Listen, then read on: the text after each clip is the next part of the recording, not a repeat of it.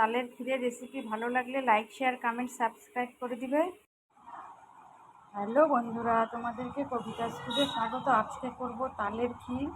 আমি তালটা ধুয়ে নিয়েছি, খোসাটা ছাড়িয়ে তালটা জলে ডুবিয়ে রাখবো অনেকক্ষণ। তালটা জলে ডুবিয়ে রাখবো। আমি একটা বড় পাত্রের মধ্যে তালটা জলে ডুবিয়ে রাখবো।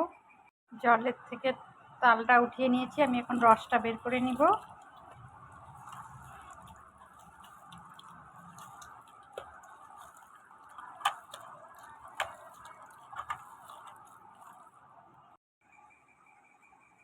তালের রস করা হয়ে গেছে, এখন আমি বসিয়ে দিব ক্ষীরটার জন্য।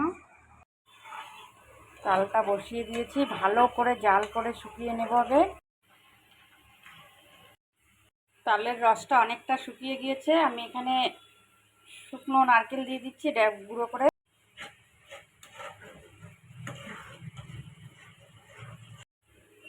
চিনি দিয়ে দিচ্ছি, ড্রাই ফ্রুট দিয়ে দিচ্ছি, আলমন্ড, বাদাম, কাজু, কিশমিশ। আমি 2 চামচ পরিমাণ ঘি দিয়ে দিচ্ছি।